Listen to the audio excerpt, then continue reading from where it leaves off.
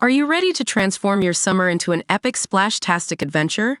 Say goodbye to wasteful, single-use water balloons and hello to the ultimate in reusable, eco-friendly fun with reusable water balloons.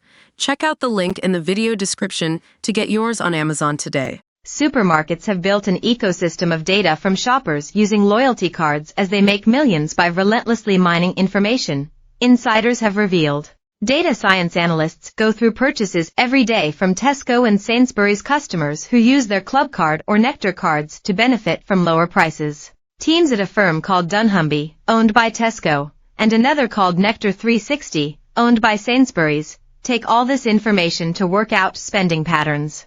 Details such as the store, time of day, how much was spent and the list of purchases are combined by experts to improve the targeting of advertising expenditure. Now, a new documentary on Channel 5 this evening called Loyalty Cards, Are They a Rip-Off?, has heard from a former employee of both dunnhumby and Nectar 360. The worker, only referred to in the program as Ed, said, "The way in which I've worked in the industry is just through the pure benefit from the monetization of it as an asset.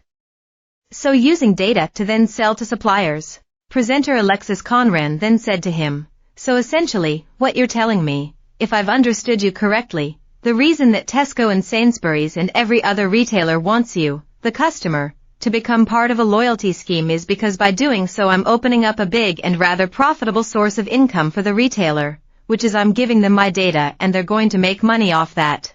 And Ed replied, "Yeah, that's true, and there's been so many things especially in the last few years that have meant that retailers have had to change the way in which they price products. So, if it's like the crisis in Ukraine, the pandemic, the price of products need to be cut. They need to find ways to find other revenue streams or profit sources that are going to help really reduce the threshold of price points for customers.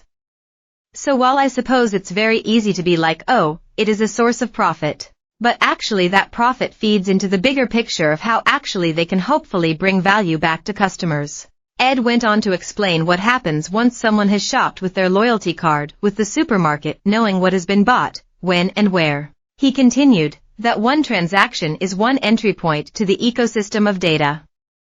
And I suppose the main benefit to a retailer is that learning they get from you, depending on how loyal you are. So it's a real way to learn how much your shopper spends, and how loyal they are and how valuable they are as a customer to you, and therefore how you target them with advertising or learn from them from an insight point of view. dunnhumby made £362 million in a year according to accounts for the year ended February 2022, although the firm does work with retailers other than Tesco. Asked about this total, Ed said, "To my mind it sounds near enough. I was aware of it when I worked there, but I wouldn't say that. Yeah, it's one of those where I wouldn't say is necessarily well known and is in the public domain." Tesco and Sainsbury's have both insisted that they do not sell data but share anonymized details with participating companies in their schemes as specified in their terms and conditions. But Tesco recently hailed its Club Card strategy as a major driving force behind a 159% increase in pre-tax profits to almost £2.3 billion.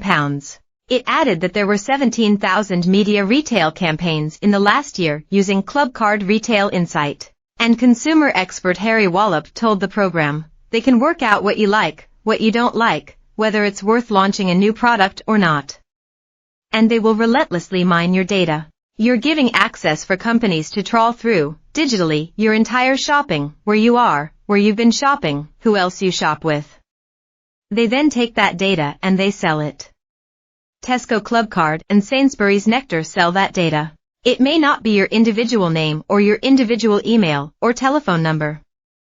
They sell information about you and they make millions, millions upon millions every single year from your shopping habits." While Tesco and Sainsbury's have denied claims of selling data, they have said they share the information with other brands to improve customer engagement, and that their approaches are fully compliant with GDPR regulations.